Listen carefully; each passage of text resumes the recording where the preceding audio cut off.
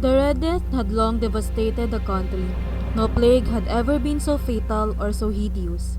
It traveled as blood, and blood was its calling card.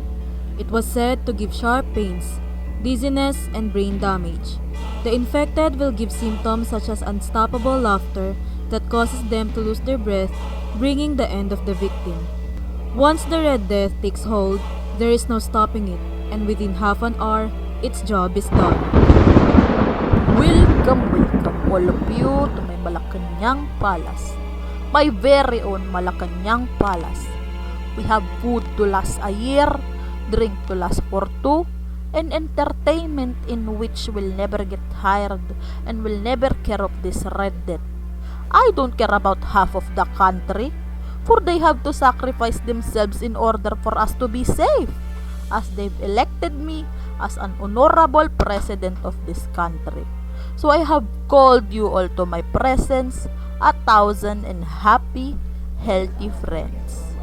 Among you are senators and governors, and we all will retire to this deep seclusion of this Malacanang Palace. This is quite a magnificent place you have here, President Prospero. Oh why yes it is, isn't it? I designed it myself, don't you know? It has many rooms, a nice reflection of a different part of my personality.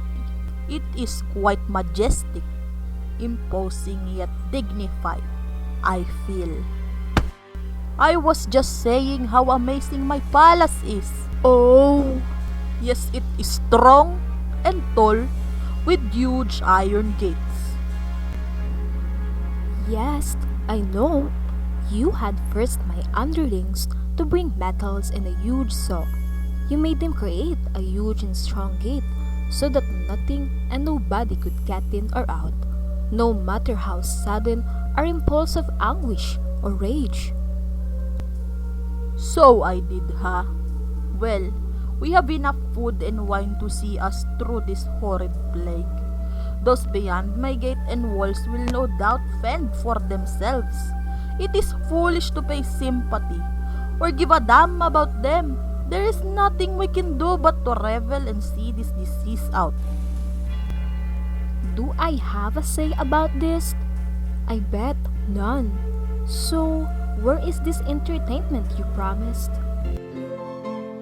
We have clowns, interpretative dancers, bands, beauty and wine. Within there is only decadence. Without is the Red Death. How long has this gathering lasted? 5? 6 months? Near 7, I'd say. This is a fabulous party. And now, friends and comrades, our main course is about to start. A masquerade ball as we all had wanted a huge party.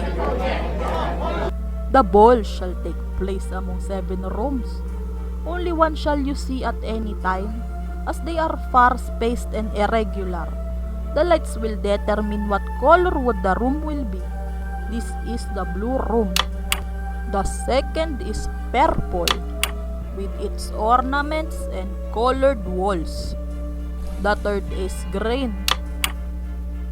The fourth, lighted in orange. The fifth, white. And the sixth, violet. And lastly, the best, the seventh, black. It is shrouded in black wool cover with hang on the ceiling, down the walls. The carpets are just as such, but in this chamber only. The color of the big lights does not reflect the color of the furnishing. The color is scarlet, a deep blood color, and none of my guests were so bold to set foot within this black chamber. On the western wall, there is a large grandfather clock. It can be heard swinging, dull, heavy, monotonous, when the hour strikes. The sound is so clear and deep and musical, but is so peculiar, that the band in the blue room paused momentarily. The dancers cease and there is a brief unnervingness of the guests. As that clock chimes, the brightest glow pale, and the aged take hands to their foreheads in confusion and meditation. But as the echo ceased, the laughter returns, the music begins once more, and each whispers and promises that when the clock chimes, it will not hold them in similar emotion. Yet, when again the clock chimes, so returns the same disconcert and tremulousness and meditation as before. Among the crowd moved the anonymous faces hidden behind the grotesque and matted mask. There is much of a beauty in this palace, the bizarre of their mask, and even a terrible-looking one, and of that which would have existed in this class.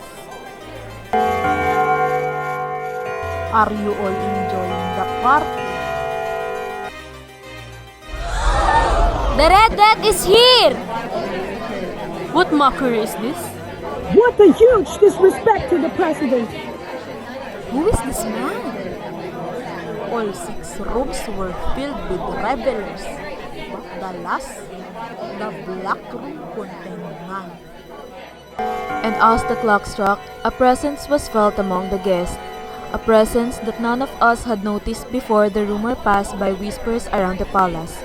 And as the rumor had spread through the walls of the palace, a stranger that is dressed as the Red Death had walked to the stage, is washed with red once more, and the cloaked figure stands downstage with his back to the audience, facing the clock.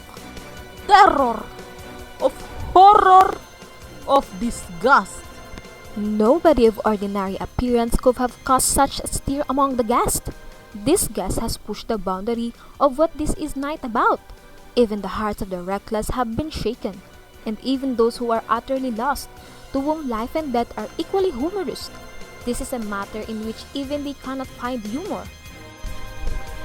It is felt by all present that this figure bears neither wit nor propriety. With his gaunt and deadly appearance, he had he assumed the robes and persona of the Red Death? He has, indeed, assumed the appearance of the Red Death, his robes smeared with the blood, and even his mask is sprinkled with the scarlet horror.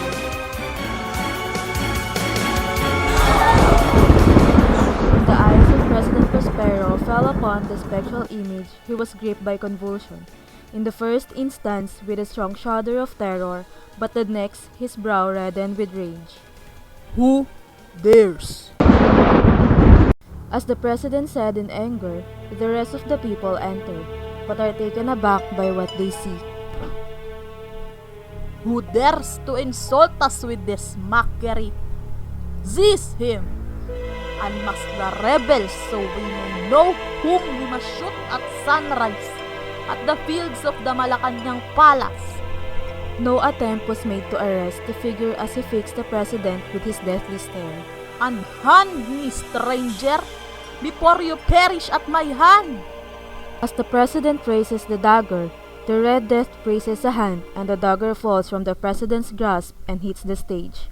The president stares a long while before he started silently laughing until he died facing the Red Death with despair. The president lay dead and summoning the wild courage of despair. The crowd of his comrades threw themselves into the black apartment and grabbed at the figure, robes, mask, and all. Remove the robe! He killed the president!